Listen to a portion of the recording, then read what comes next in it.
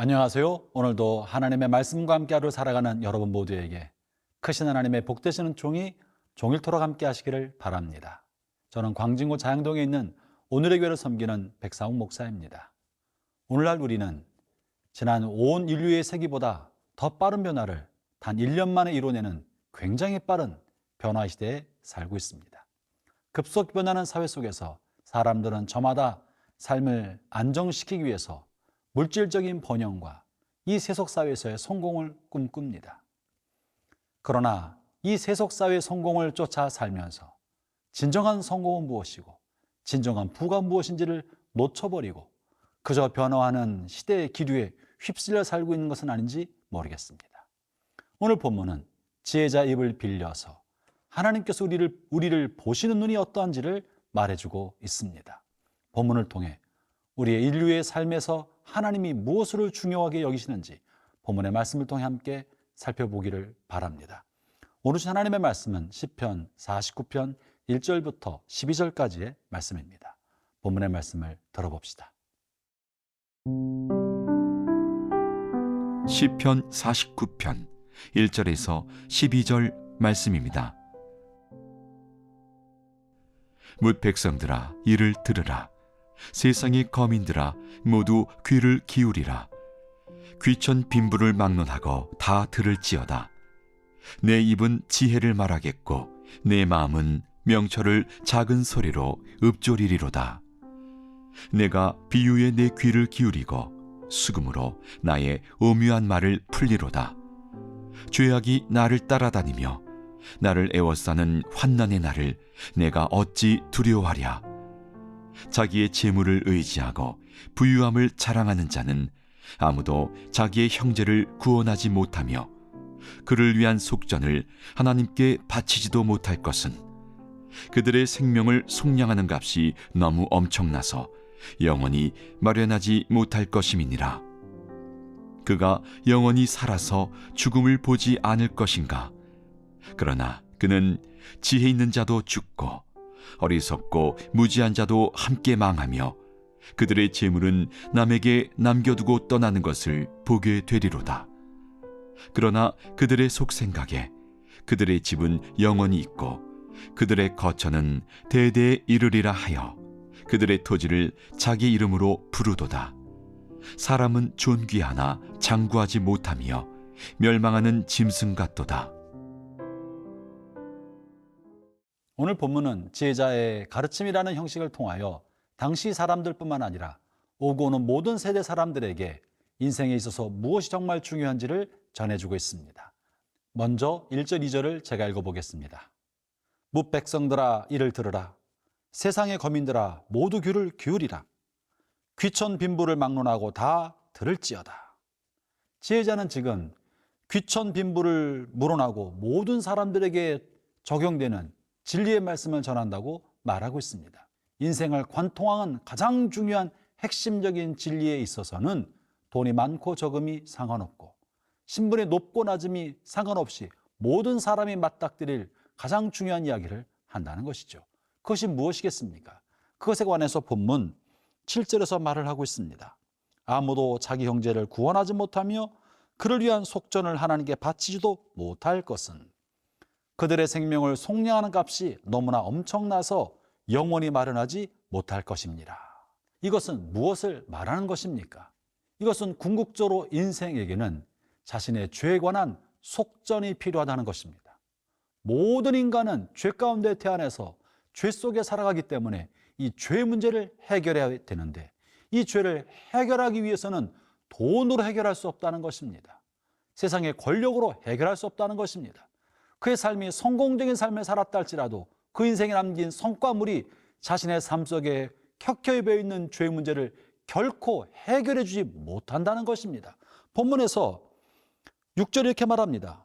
자기의 재물을 의지하고 부함을 자랑하는 자도 자신의 속에 있는 죄의 문제를 해결하지 못한다. 속전을 지불할 길이 없다고 말하는 것이죠.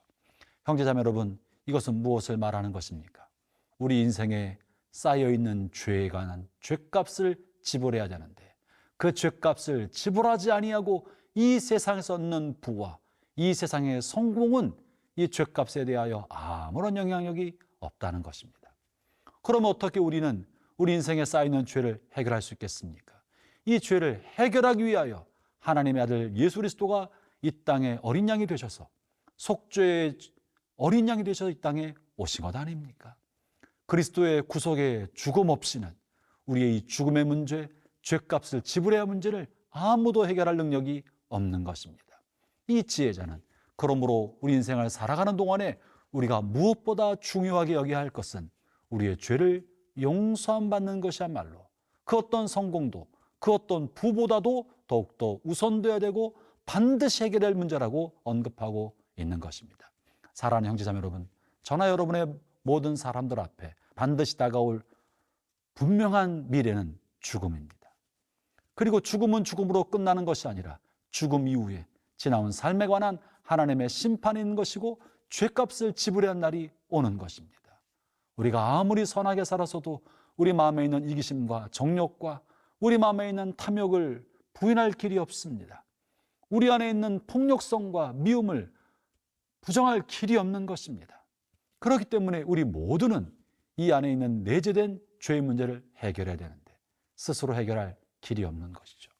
그러므로 우리가 살아가는 동안에 무엇보다 이 죄의 문제를 해결하기 위하여 구원자로 오신 그리스도를 만나야 합니다.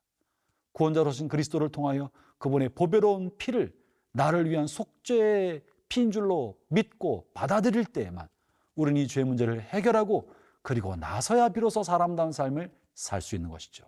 이 지혜자는 놀랍게도 그리스도가 오시기 훨씬 전에 이 놀라운 지혜를 가지고 이와 같은 고백을 해주고 있는 것입니다. 형제자매 여러분, 혹시 여러분들 주변에 아직 그리스도를 알지 못하여 인생의 죄의 문제를 여전히 안고 살아온 사람이 있습니까? 혹은 여러분 주변에 인생의 날이 얼마 남지 않았는데 여전히 죄 문제를 들고 있는 사람이 있습니까? 그에게 그리스도를 전해 주십시오. 돈으로 살 수 없고 그 사람의 업적으로 살 수 없고 학벌로 살 수 없으나 오직 예수님께서 값없이 흘려주신 십자가의 보혈로만 구원받을 수 있다는 사실을 전해 주십시오. 이 죄 문제를 해결하는 것이 인류가 당면한 가장 시급하고 중요한 문제인 것입니다.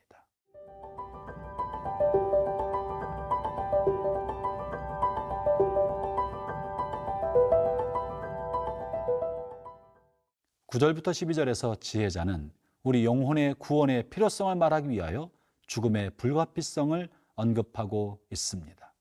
죽음은 모든 사람들이 반드시 맞게 될 확실한 미래인 것입니다. 아무리 지혜로운 사람도 권력을 가진 사람도 많이 배운 사람도 이 죽음을 피할 길이 없습니다. 심지어 연기할 길도 없고 회피할 수 있는 방법도 없습니다. 그럼에도 불구하고 반드시 다가올 인생의 종착점인 죽음에 대해서 사람들은 생각하지 않고 생각하는 것 자체를 회피하려 하고 있습니다. 왜 그런 것입니까? 해결책이 없기 때문에 마치 자신은 죽음과 상관없는 사람처럼 살아갑니다. 그러나 우리가 잊고 회피한다고 할지라도 죽음은 우리를 회피하지 아니하고 마치 쓰나미처럼 우리 영혼에 어느 순간 덮치게 되는 것입니다. 우리는 죽음을 준비할 수도 없고 죽음에 대한 대책을 세울 수도 없습니다. 본문 9절과 10절에서 이렇게 말하고 있습니다. 그가 영원히 살아서 죽음을 보지 않을 것인가? 그러나 그는 지혜 있는 자도 죽고 어리석고 무지한 자도 함께 망하며 그들의 재물은 남에게 남겨두고 떠나는 것을 보게 되리로다. 이 땅에 사는 동안에 더 많이 물질적인 부유함을 누리려고 많은 재물을 모아둔 사람도 그 재물로 죽음을 막지 못한다고 말하고 있는 것입니다. 이 땅에 사는 동안에 많은 성공의 업적을 남긴 사람도 그 성공의 업적이 죽음을 회피할 수 있게 만들지 못한다는 것이죠. 그러므로 죽음 앞에서 우리는 어떤 삶을 살아야 합니까? 이 죽음을 대비하는 삶을 살아야 합니다. 이 죽음으로 말미암아 인생이 파멸로 끝나지 않고 죽음은 영원한 생명으로 연결되는 통로로 볼 수 있는 안목이 필요한 것입니다.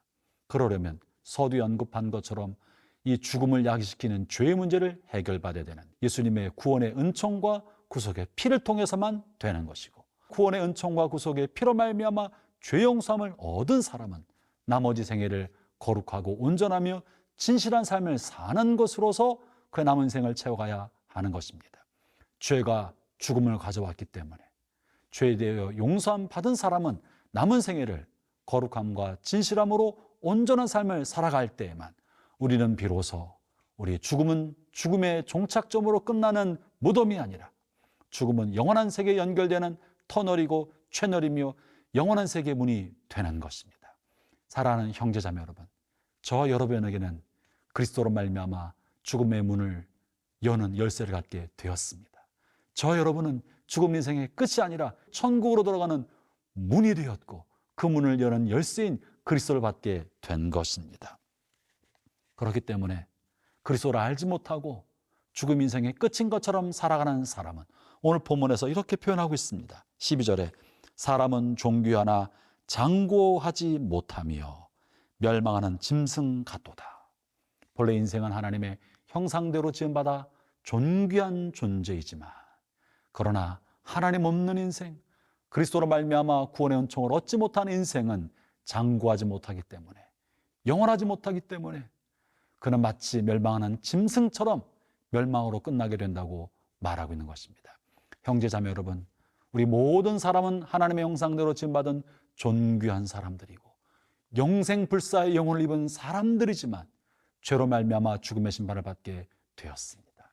이제 예수 그리스도로 말미암아 이 죄의 문제를 해결할 수 있는 길을 얻게 되었으니 우리가 그리스도의 은혜에 감사하고 우리의 죄를 해결해 주신 그리스도의 복음을 전파하는 삶을 삽시다.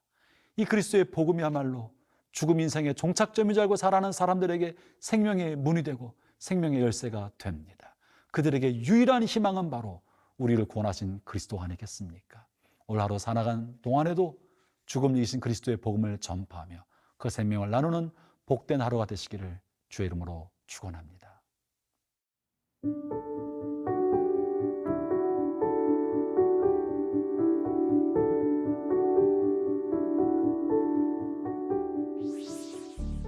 하나님 아버지, 우리도 멸망하는 짐승 같은 삶을 살아왔지만 우리를 불쌍히 여기셔서 하나님의 아들 그리스도 예수님의 피로 우리를 구원하여 주시고 영생을 얻게 해주시니 감사합니다.